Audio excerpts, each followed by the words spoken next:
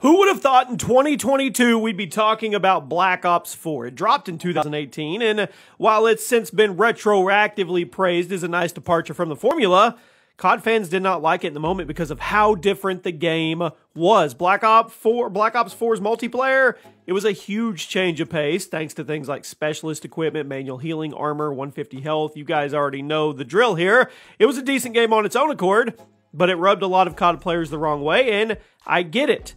Now, in addition to the dramatic changes in multiplayer, Black Ops 4 was the first and so far only mainline Call of Duty game to not have a single-player campaign.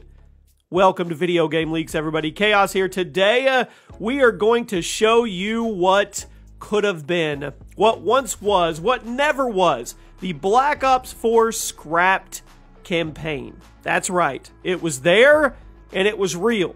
Make sure you drop a like, make sure you're subscribed to the channel, and let's get into this. Now, they wanted to focus on multiplayer and zombies, right? But we've got little bits and pieces of what originally was going to be this huge, ambitious campaign that was scrapped during development due to the rough state.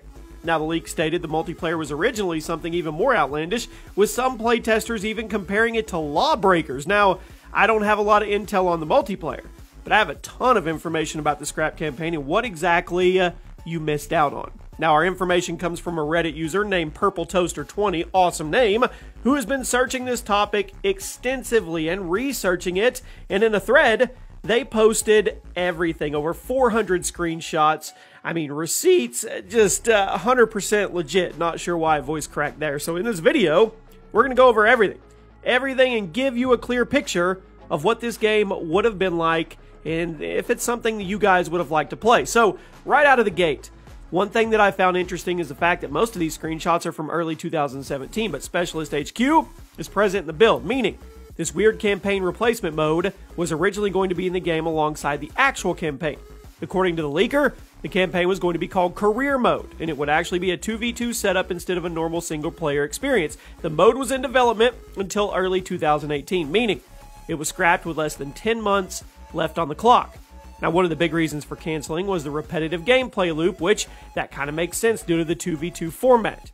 The leaker claims you could play the mode by yourself and have AI fill in the gaps, but the whole point of doing it like this was to create a co-op story mode that tied the Specialist into multiplayer in a more cohesive way. Plus, this would have allowed them to turn the campaign into a live service instead of a standalone, unmonetized experience. So in that regard, I'm kind of glad it was trashed. The COD community would have been furious if the campaign was turned into a live service. Now, interestingly enough, Career Mode would have been branching stories based on which the two teams won the match, which is cool. Winning certain matches would actually change the course of the story and impact what you play next. Now, it's not clear just how dramatic the changes would have been. It's unlikely it would have been as elaborate or detailed as a branching campaign in Black Ops 2 or Cold War, but I think it's a pretty cool idea. So, what would Black Ops 4 have been about? Well, this is where things get weird because the version of Black Ops 4 we got took place before Black Ops 3.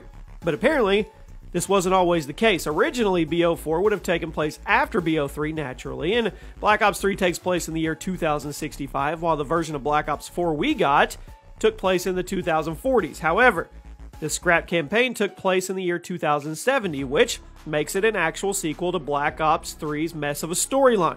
The plot would have involved a massive pandemic and a series of climate disasters, sending the world into complete disarray as what is dubbed the Year of Chaos. Yes! The loss of resources means all the weapons were created before the Year of Chaos began, which is why Black Ops 4's weapon selection featured a lot of altered version of BO3 weapons, as there would have been experimental prototypes that never really hit full production before the world collapsed. This is also why in early builds of Black Ops 4, there was tons of Black Ops 3 weapons that mysteriously vanished in the final build before the story changed, or after it did, I'm sorry.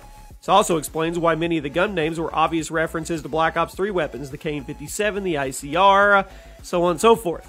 Now, there were a few continuity details, like the character Ruin having some new tattoos from Black Ops 3 to 4, and the launch maps were all designed to stick very close to the original story. Two main factions, the Free People's Army, or the FPA, and the World United Nations, or the WUN, the WUN.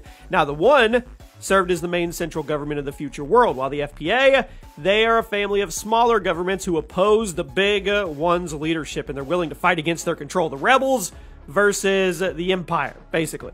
You would actually get to choose which faction you belong to upon starting the game, which is where the 2v2 structure would come into play. So, you were actually fighting for your faction against real members of the opposing faction. Now, both teams had their own characters and storylines, making the two experiences completely different from one another, on top of the fact that the stories changed as you won or lost certain matches. So what are you thinking so far? Let's talk about the matches. What was the gameplay of the campaign like? Was it just 2v2 multiplayer or something more elaborate? Well, it was a mix of both.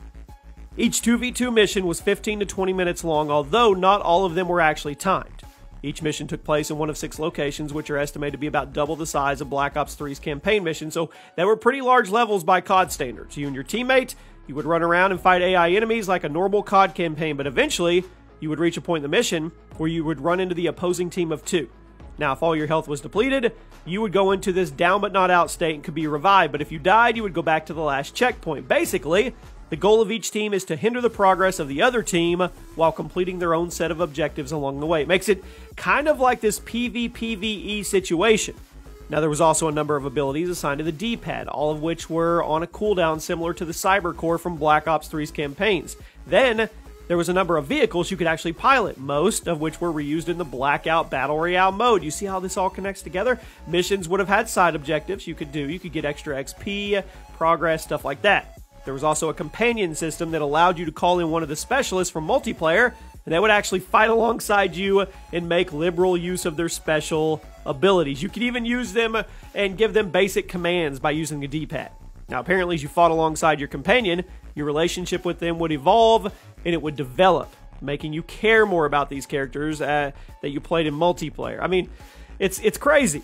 Now, the player character would have been totally customizable, and there's no pre-rendered cutscenes at all in the career mode. You would earn XP by completing missions, and you could use this to unlock more weapons and gear. It's similar to Black Ops 3's campaign. There were also a handful of in-game cinematics, similar to what's in Zombies, but nothing was pre-rendered for the career mode, which that would have been a very interesting change for Call of Duty. What few cutscenes there were, they would serve to further establish the current state of the two factions, and they would play after certain missions as kind of this update on the current state of the world, which is pretty cool. Each mission would end with a newsroom cutscene that kind of wrapped up what just went down. The leaker provided videos and screenshots of 4 career missions, stating they were nearly complete and came from the last build of the game before the mode was scrapped. They believe the footage comes from late 2016 to early 2017, but everything that was unfinished would have been 100% completed by the time career mode was scrapped. So that means someone somewhere actually has this final playable version of these missions, which to me is wild. The 4 missions the leaker showed were called Air Assault Convoy, Data Control, Data Escape, and Snatch and Grab. Like I said before, the 2v2 format of the campaign meant you were likely going to be playing these missions multiple times over, but with slight changes and variations depending on the state of the story, which explains why it was scrapped, I guess, being too repetitive. The leaker also described what were called handlers. So I'll sum that up, but I'll try to sum it up. Basically, they were a main figure of your faction, and they also served as your announcer, voice in your ear during the gameplay. The handler of the Free People's Army was Sawyer, while the handler of the Wound was someone called McQueen. Both characters had extensive backstories you would learn as you played the career mode, but there was a third major character known as the Journalist, who was the focus of several missions, and his allegiances were unclear. Now, in addition to the campaign, there was a number of scrap game modes, such as Return of Nightmares from BO3, and a new mode called Skirmish, which was basically the same as arcade mode from classic COD campaigns, where you could actually go play certain missions over and over again with a buddy, go for XP, go for high scores, without affecting the story or your faction. Now, Skirmish mode, it would also feature traditional matchmaking. You could play with random people from either faction, and there were a handful of gameplay modifiers and lists. For example, there was a playlist called War Zones that would have you just playing the more action-packed missions, while the Wet Work playlist focused more on stealthy missions. So there you go. There's a lot more information, but I'll let you guys unpack it. We'll put a link in the description. This is absolutely insane. It's insane to see what they were working on that never actually came to fruition. It's like that with all games. There's stuff we'll never actually know about. But this was Black Ops 4 campaign. Let me know what you guys think, and I'll see you soon.